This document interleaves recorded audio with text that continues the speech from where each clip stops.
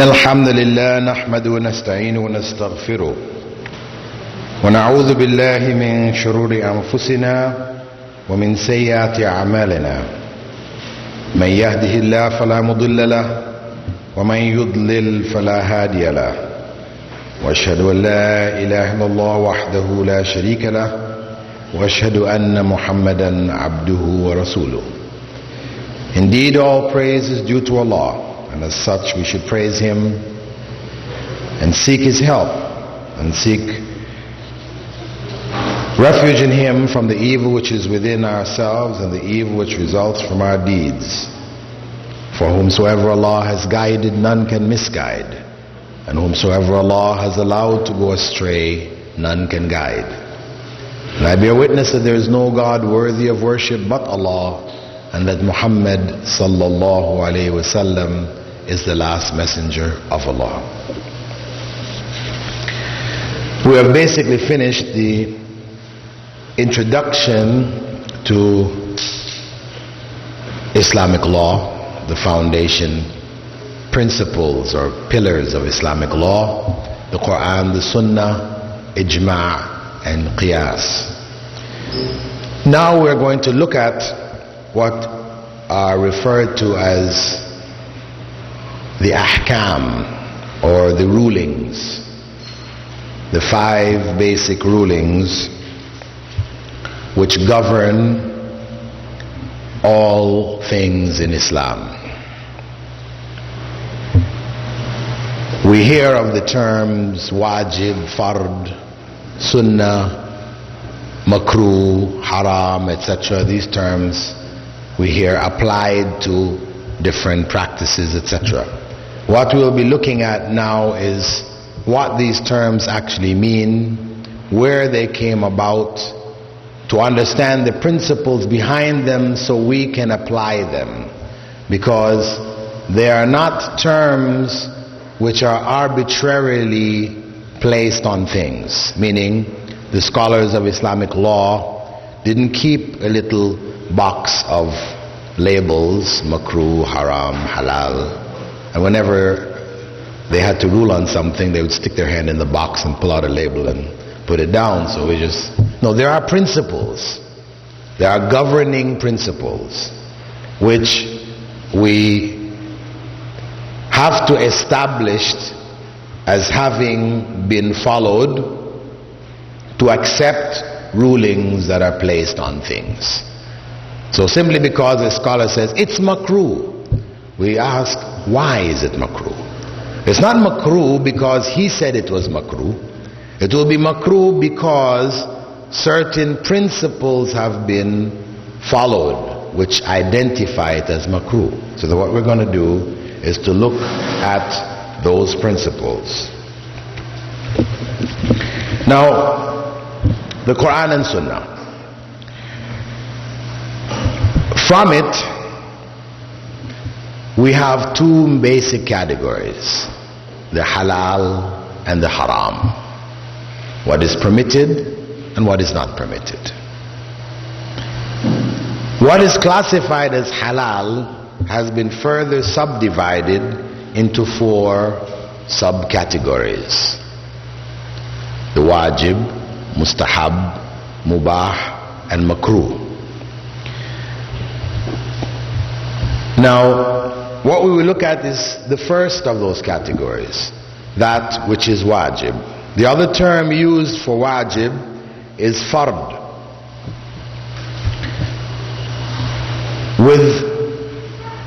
In most of the schools of Islamic law and amongst most of the scholars, there is no distinction between fard and wajib.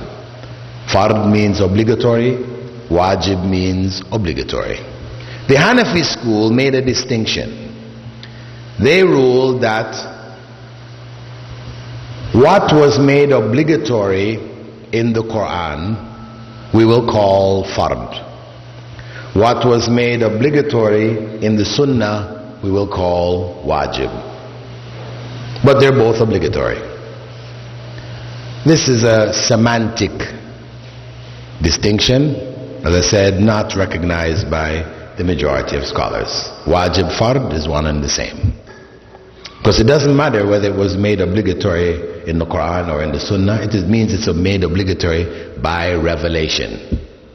That's what matters. It is by revelation. And all of these categories basically are determined by revelation. Human reasoning or logic or opinion cannot make halal and haram. It is revelation which makes halal and haram for us. So, we go to our first category, wajib or fard. What this category means in practical terms, when we say something is obligatory, it means that you must do it. If you do not do it, you incur a sin. You have committed a sin. If you do it, you have earned for yourself a reward. That is wajib or fard. Now the question that comes after that is, how do we know when something is wajib or fard? Basically, we know when there is a command, an instruction. Do this. Do that. Now,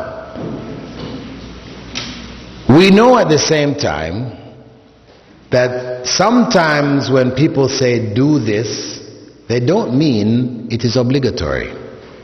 They just mean it's good for you to do it. They recommend you doing it.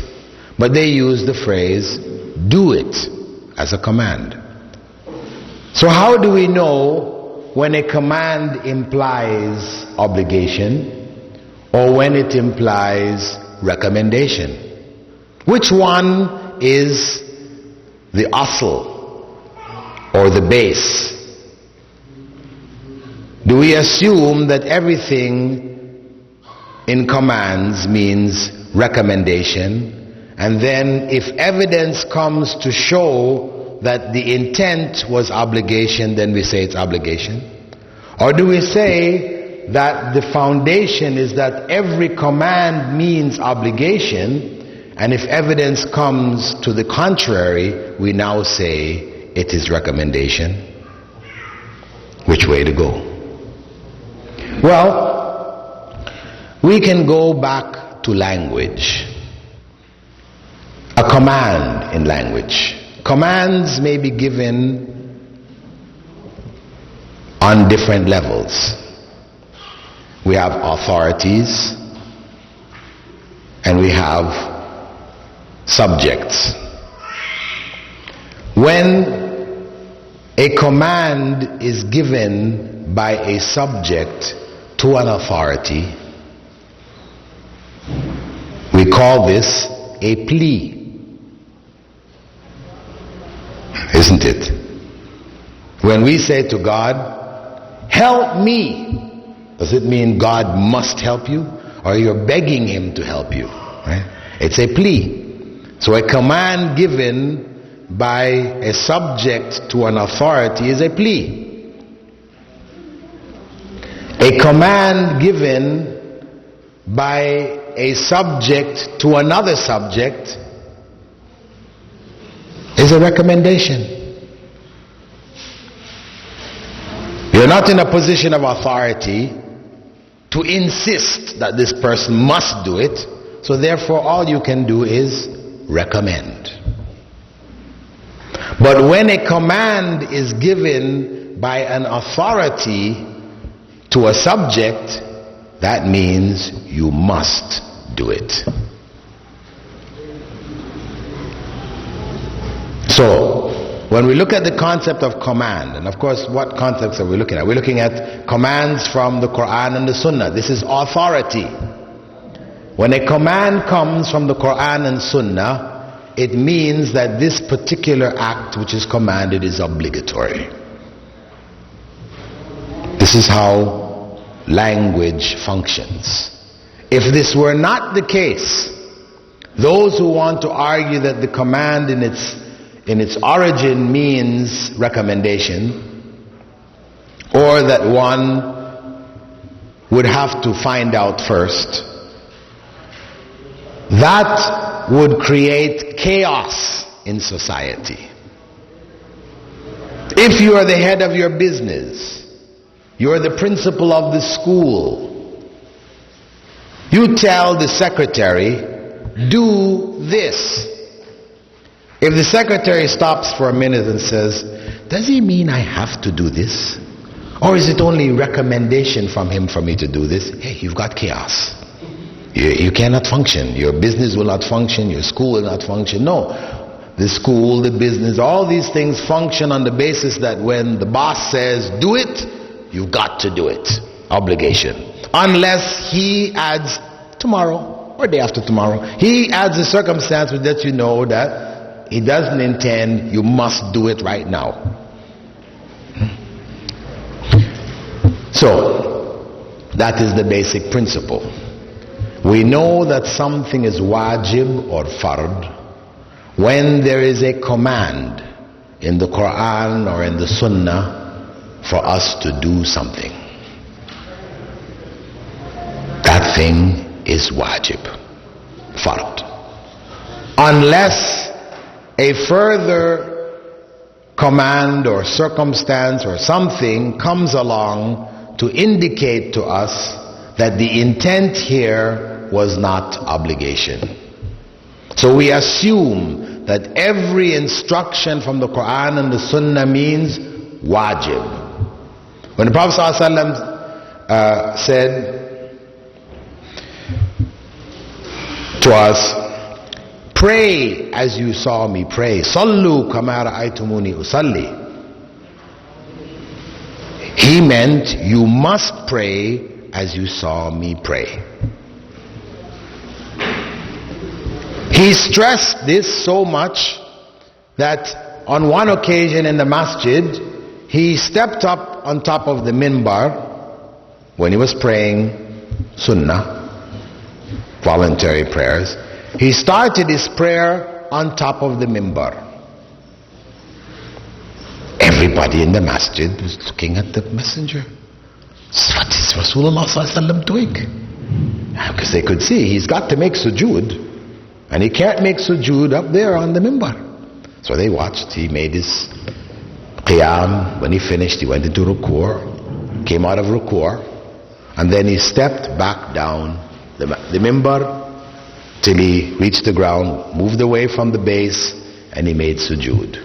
Sat up, made sujood, stood up, walked back up the minbar again. And he completed 2 units of prayer like that. And of course, all eyes in the masjid were glued on him. And when he finished, he turned to them and he said, I only did that so you would learn my way of prayer. Stressing, it is important to pray as the Prophet ﷺ prayed.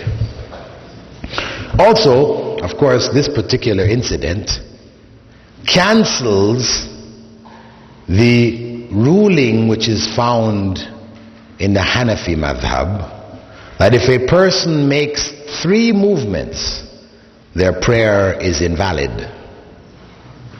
That just blows it out of the water, because the Prophet ﷺ made a bunch of movements.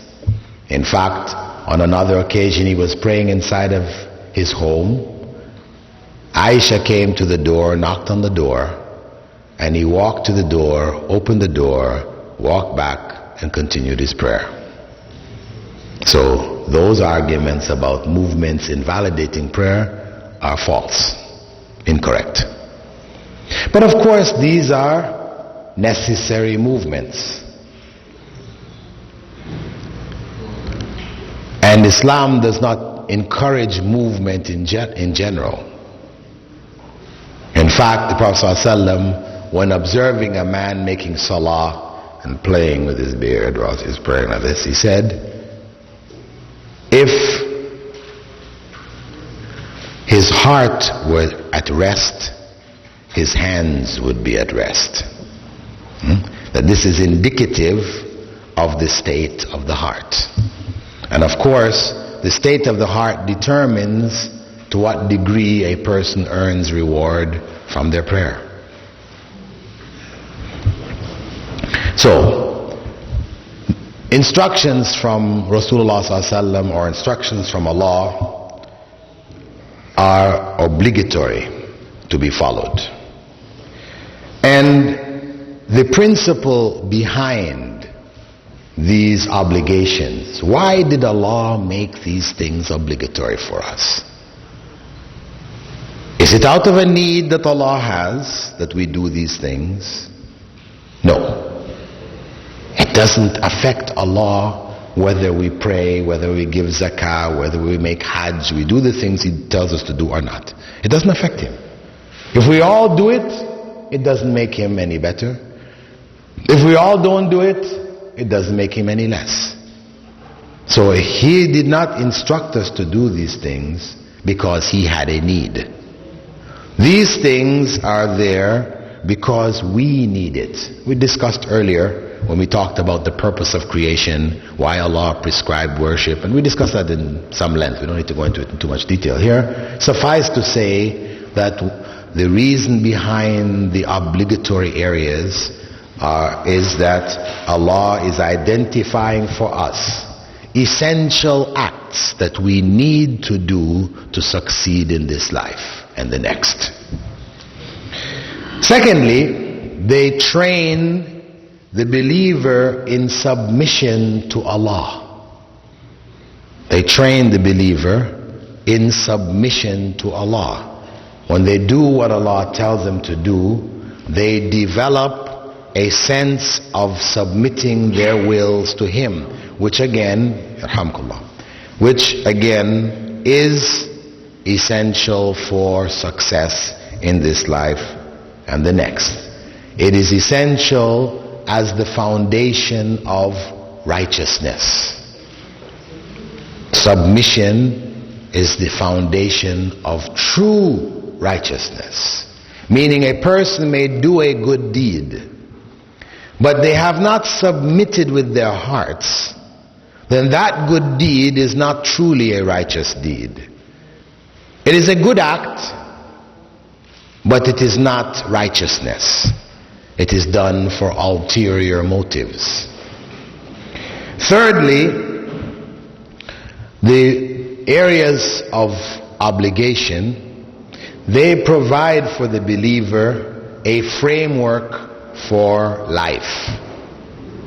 They provide a structure around which life is organized. There is system here. And we know the importance of system and structure, because businesses, schools, society doesn't succeed, doesn't become a source of benefit unless there is structure, there is organization. So in the same way that we seek these systems and structures in our dunya, in our material life, we should recognize the need in our spiritual life also. The second category, known as sunnah or mustahab. The scholars of Islamic law, they prefer the term mustahab, because sunnah can be confusing, but sunnah is still used, and it is popular among people to say such and such an act is sunnah, meaning it is recommended. Mustahab in Arabic literally means recommended. Sunnah in Arabic literally means the way, a way.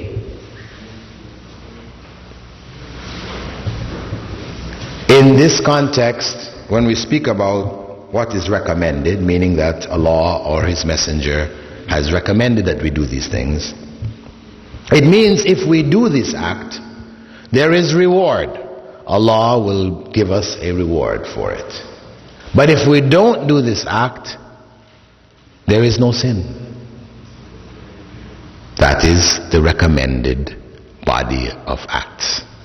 Now, this is important to know because you have in some systems, some of the schools of Islamic law, when they teach, for example, Salah, they will teach Salah as being not only the Fard but also the Sunnah. It means that you have to do all of this. So, for example, as a question was raised to me yesterday, one of the sisters asked, the time for Salah of Fajr was almost running out. There was only enough time to do 2 rakat. Her common sense told her we better do the Fard. But everybody was saying, no, we must do the Sunnah. Because they were under the impression you cannot separate these two. And I also know amongst my students in the Emirates, some of them who were not praying from similar backgrounds, they were not praying on the basis that, to start to pray involves such a burden on themselves, right? Because in their system, their school that they were following, Isha is like 19 units of prayer. That's how they learn Isha. It's like 19 rakat. So when we was talking about it, I said, Islam, it's just 4 rak'ah of Isha. I said, no. Isha is 19. I said, 19, no. Isha is 4 rak'at. That is what is obligatory on you. If you do the others, this is additional reward. But if you only do your 4 for Isha, 3 for Maghrib, 4 for Asr, 4 for Dhuhr, 2 for Fajr, you have fulfilled your obligation. They were shocked. I said, yeah, we can do that. That was something they could see as realistic. They could start to make their prayers on that basis. But otherwise, what they were given was such, a weight that it discouraged them. This is the harm that comes. It discouraged them from even wanting to start. It was just too much. And in fact, those additional prayers are not obligations. You only have enough time for 2 rak'ah before sunrise. Do your fard. The sunnah can be done after sunrise. That is what is the obligation. You see people coming into the masjid who follow that school also. The iqamah has already begun and people are praying fard. They come in for fajr, they go aside and make their sunnah and then join. This is wrong. Prophet ﷺ said, when the iqamah is given, no other prayer is acceptable to Allah besides the obligatory prayer. That is wrong. You join the obligatory and you pray your sunnah afterwards. So, the mustahab, recommended acts, are those which have been recommended by Allah and His Messenger. Now, how do we know when something is recommended? Well, on one hand, it may be something, a religious act, which the Prophet ﷺ did regularly. He always used to do it. Which is not of the compulsory acts, but an additional act, because every compulsory act has similar recommended acts. Right? Every compulsory thing that we have to do in Islam, there is a voluntary version. And whenever we find the Prophet ﷺ doing a voluntary version regularly, then this we know from his practice to be something recommended. Secondly, if Allah or the Prophet Muhammad ﷺ said that such and such a thing is recommended, he has made the clear statement, that is clear evidence, it is recommended. He may indicate that it is recommended by saying that if you do such and such an act, there is a reward for it, like fasting in Shawwal. He said, whoever fasts Ramadan and follows it up with 6 days from Shawwal, then he gets the reward of fasting the whole year. He gets the reward of fasting the whole year. That great reward for doing that additional act indicates to you it is a recommended act. Thirdly, if he commanded an act, he instructed that you must do this, and then later he stated that you don't actually have to do it, in such a case, we know that that command is a recommendation and not an obligation. For example, Prophet ﷺ had said, غسل يوم الجمعة واجب على كل محتلم. Making a ghusl, taking a ghusl on Friday is compulsory on everyone who has reached puberty. So that indicated it is obligatory. And in fact, in the Meccan period, it was obligatory. It was obligatory. And the companions described, they said, when people came together for Jummah, because of the fact that they had just come into Islam, they weren't that familiar with this thing of bathing and all these other kinds of things, because they were coming from a society where water was scarce.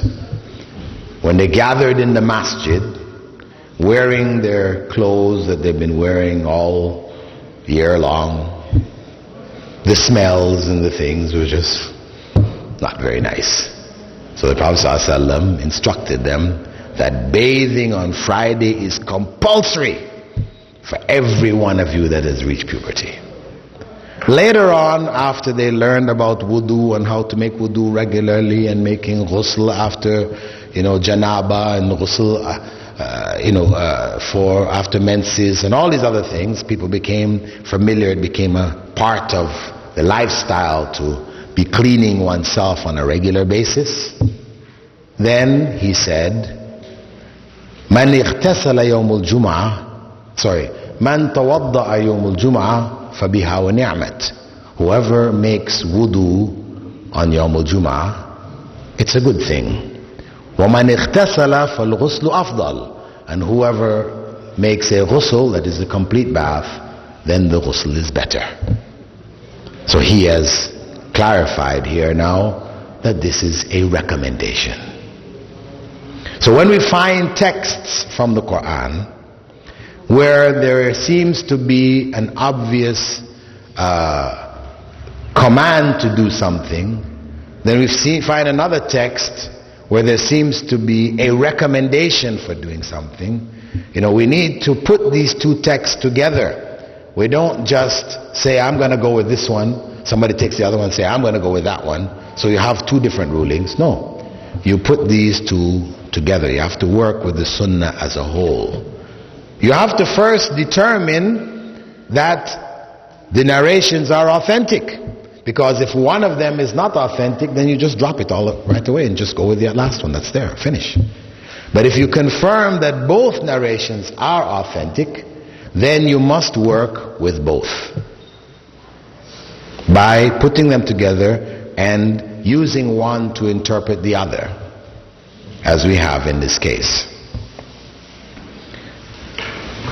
We also know that something is recommended if Allah or His Messenger prohibits something and then commands that you do it. He prohibits something, then He commands that you do it. That is, a command which follows a prohibition indicates recommendation. That's the principle. This is a linguistic principle applied to law. A command following a prohibition indicates recommendation. So, for example, Prophet ﷺ had said, I used to prohibit you from visiting graves, so now visit them. كنت نهيتكم عن زيارة القبور فزوروها. So go and visit them.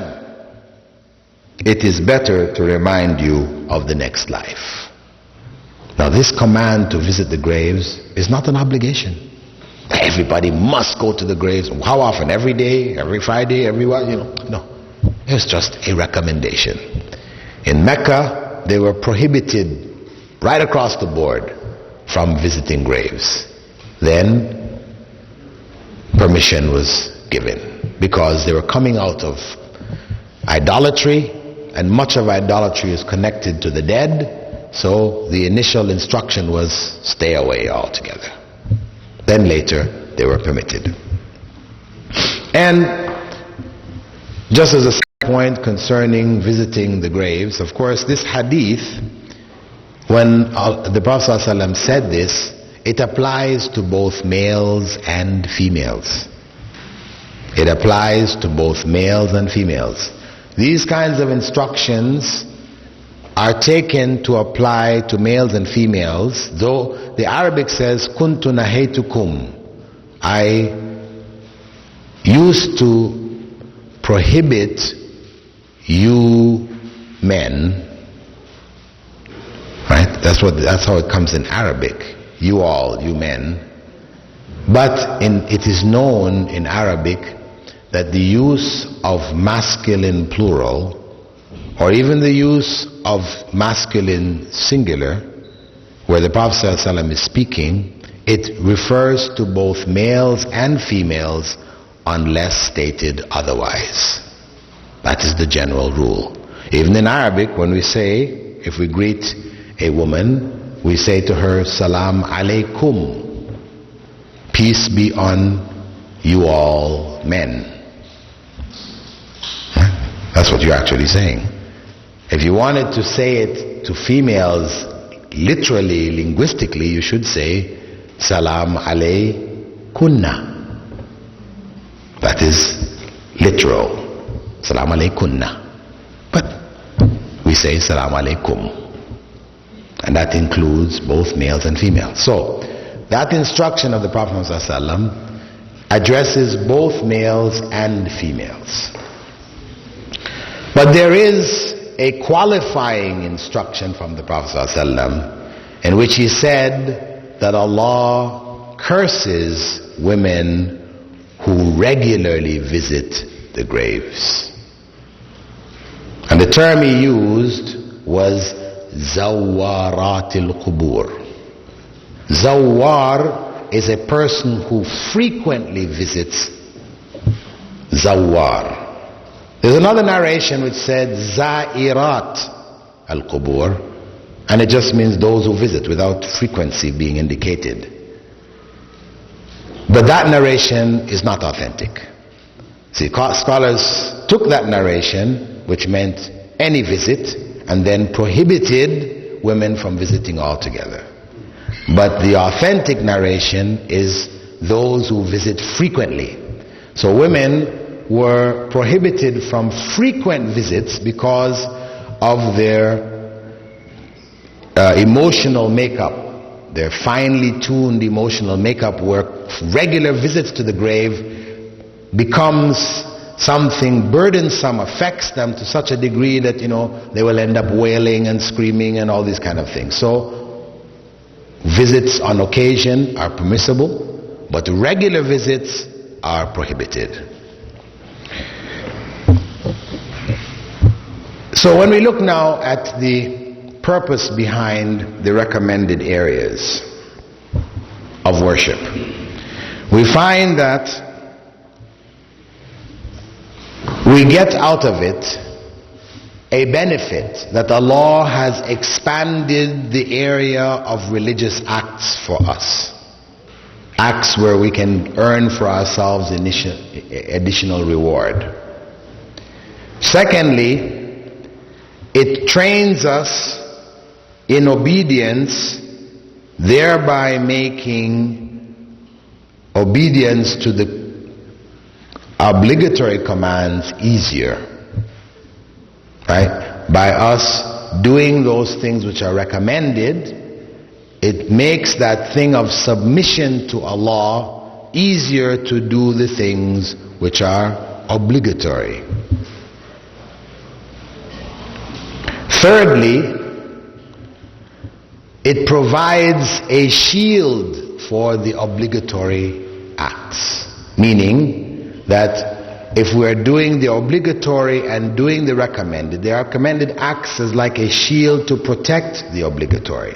So that when we are in a state of spiritual weakness, because our iman increases and decreases, when shaitan comes to us in our times of weakness, if we fall at that point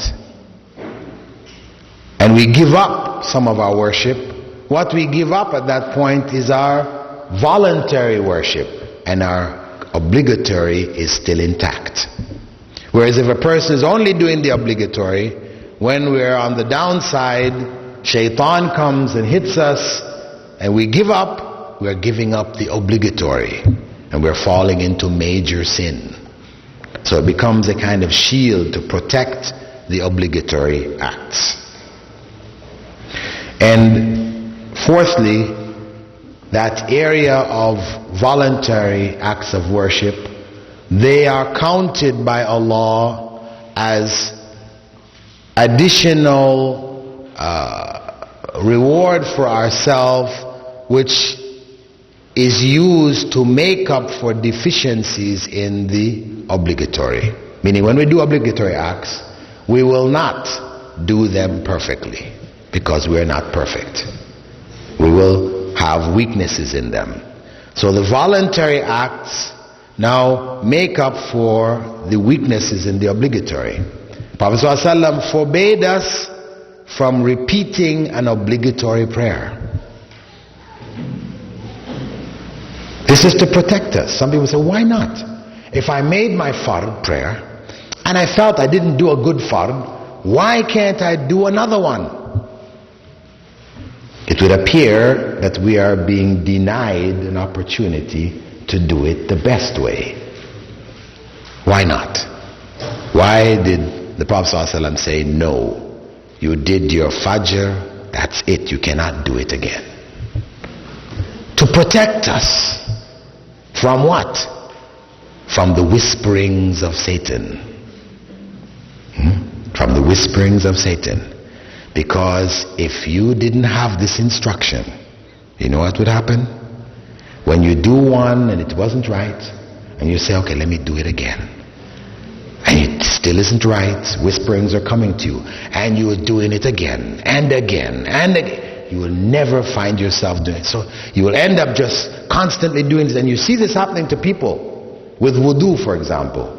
You know, waswasa, the whispering, satanic whispering comes on the person when they're making wudu. Oh, did I wash this completely? Did this just blocks? You see them doing wudu over and over and over and over. Some people do so much wudu they can't even find time to do the fard. It becomes a big fitna for them. So to protect us from these kinds of things, you find that the Prophet ﷺ gave us certain instructions to stop this from Satan messing up our worship. Similarly in prayer, right? Prophet ﷺ said, you know, if you get this sensation, gurgling in your stomach, whatever, and you got this sensation, maybe you passed wind, you know, when you're in ruku' especially. What do? He said, well, if you don't smell anything, you didn't hear anything, assume that you haven't broken your wudu and carry on.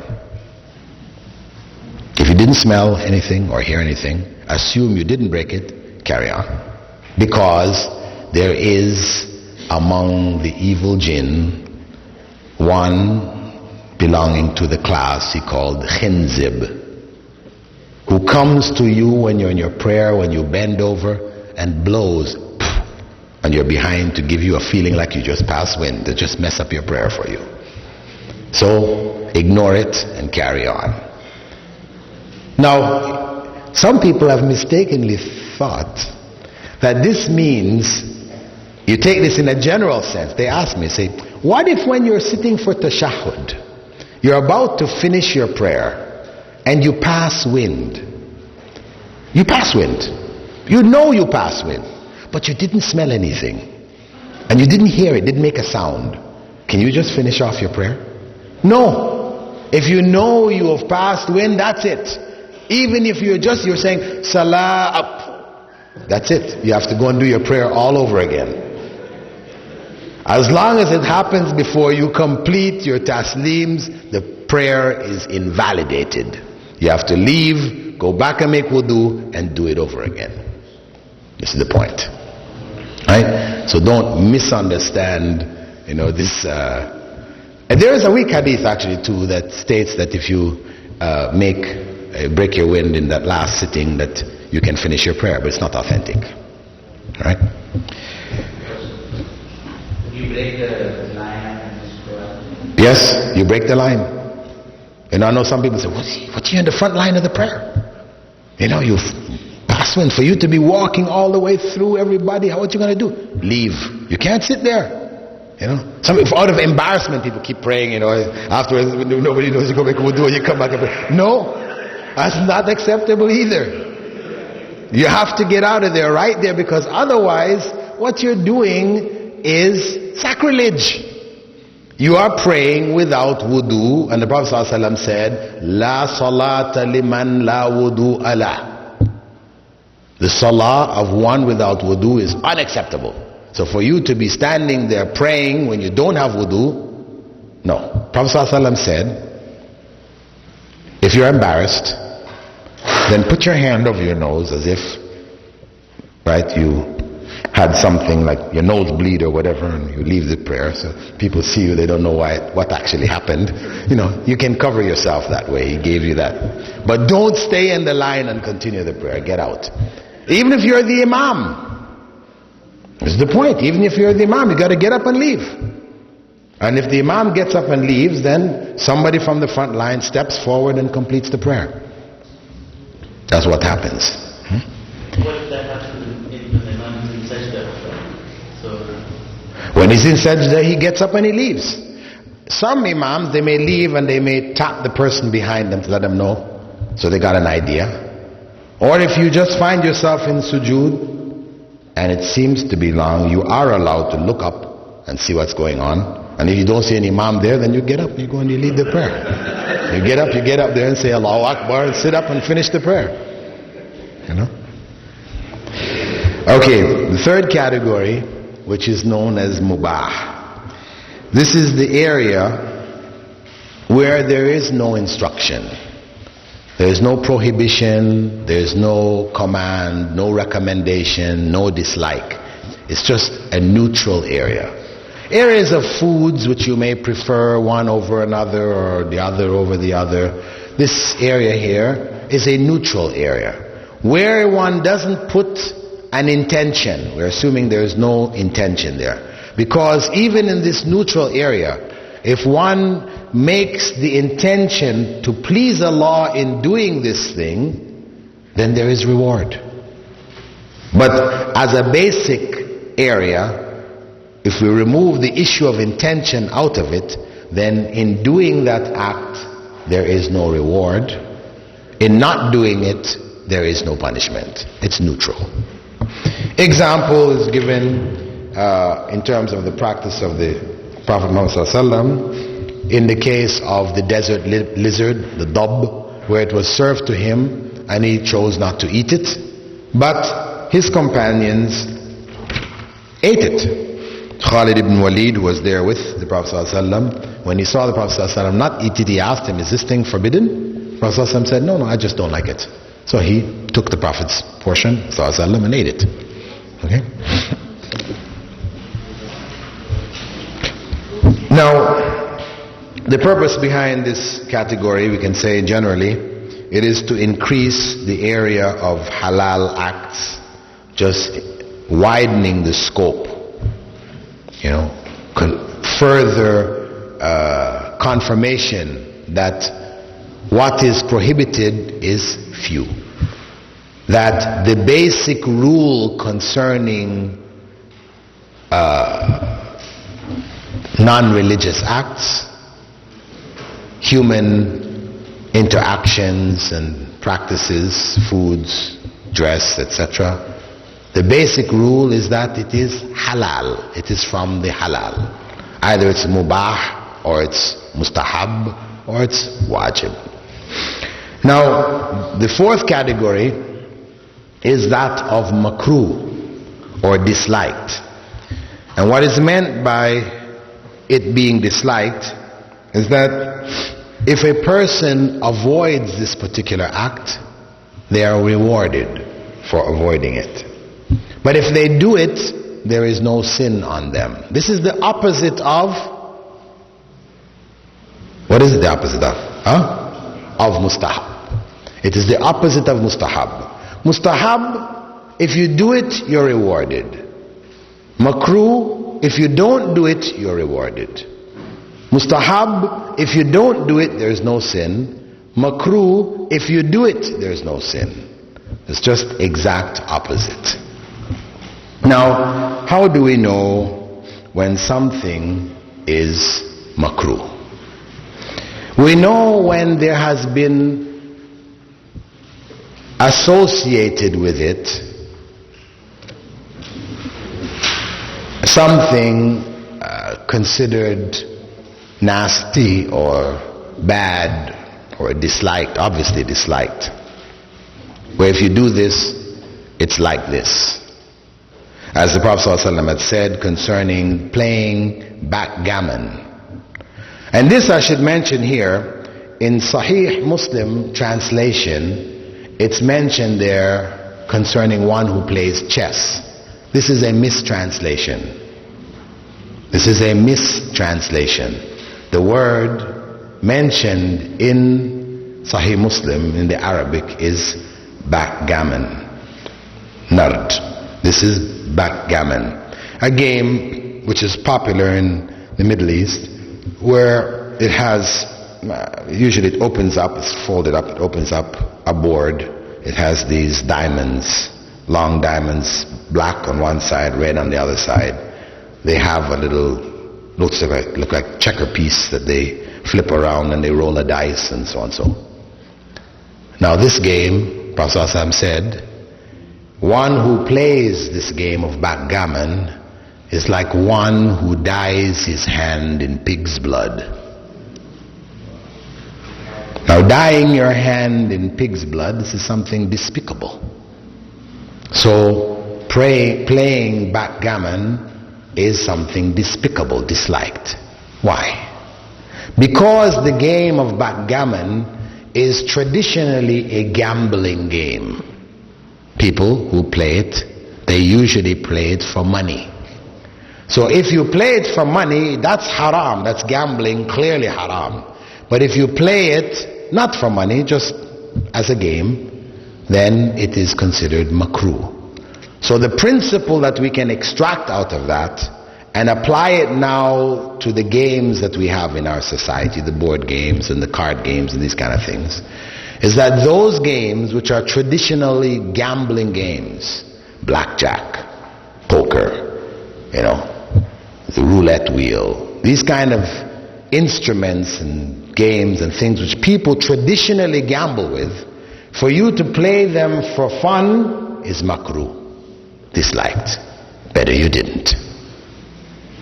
Whereas the other games which are not traditionally gambled with, though some people may gamble, concentration, bridge, many other games, people may play them for money. Pool, poker, not poker, but the other games, whatever the names are. The point is that if people don't traditionally gamble with them, then it's okay to play them. They become mubah, permissible. Once you gamble with them, they're haram. Of course, the games that are recommended Islamically should be Islamic games. These are the ones which you will say mustahab. Games which are designed wherein people are gaining some kind of Islamic knowledge out of it. They've developed certain board games now which are Islamic board games. They have some similarity with the format of some of the regular games, but instead they will have something teaching you something from Quran or from the Sunnah or something like that. We would say that would be a recommended game. Better to do that than to do these. And in terms of games of sport, of course, Prophet ﷺ has already specified for us which are the recommended games. He mentioned swimming, horseback riding, archery. These are among the recommended ones. He used to wrestle also. So wrestling as a sport, judo, these kind of things are also recommended. Also, if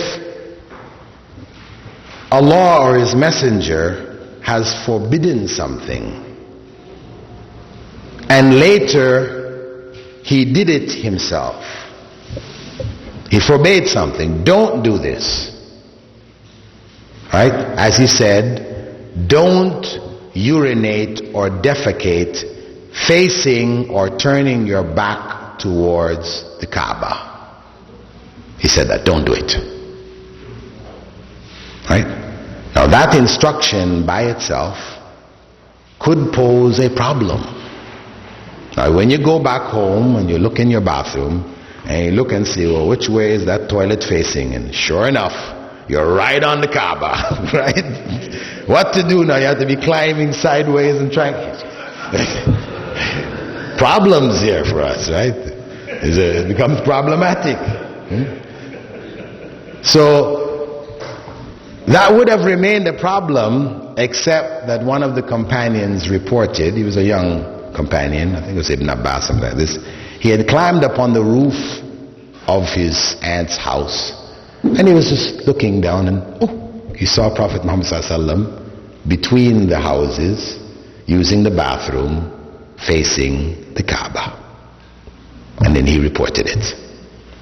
So from that, it was deduced that the prohibition is in open places, right? Not when you're between walls, where there's something between you, nearby, between you and the Kaaba. So where there's something between you, you're in a house, you're in the toilet, whatever, now it is not a problem. Similarly, Prophet Muhammad ﷺ had said, none of you should drink while standing, and if anyone forgets, he should vomit it up. Yep. This hadith is found in Sahih Muslim. You should not drink while standing. And if you catch yourself having forgotten, then you should run to the bathroom and vomit it up. However, Ali ibn Abi Talib, in the masjid of Kufa, after Asr, water was brought to him. He drank some, made wudu, and then he stood up and drank the rest of the water. And he said, some people dislike to drink water while standing, but the Prophet ﷺ did as I did. So it means on occasions the Prophet ﷺ did drink standing. But on the other hand, he said don't. So what do we do here? We have to put these two hadiths together. And what we extract from it is that it is strongly disliked that we do so standing. However, to do so on an occasion where it is not convenient or whatever is permissible. We shouldn't make it our habit that we eat and drink standing. In fact, remember we talked about the scholars of hadith and the criterion they had for accepting hadith. One of their criterions was, if they saw somebody eating and drinking standing, they would not narrate hadiths from them. That person was considered to be of bad character. If that was their norm, not on occasion, but if they just saw him, every time they saw him, they're eating and drinking standing, they wouldn't narrate hadiths from them. So, as part of Islamic etiquette, we should train and teach our children to eat and drink sitting. But if the occasion is such that there is no place to sit, or it's difficult, whatever circumstance you're in, you do so on occasion, standing.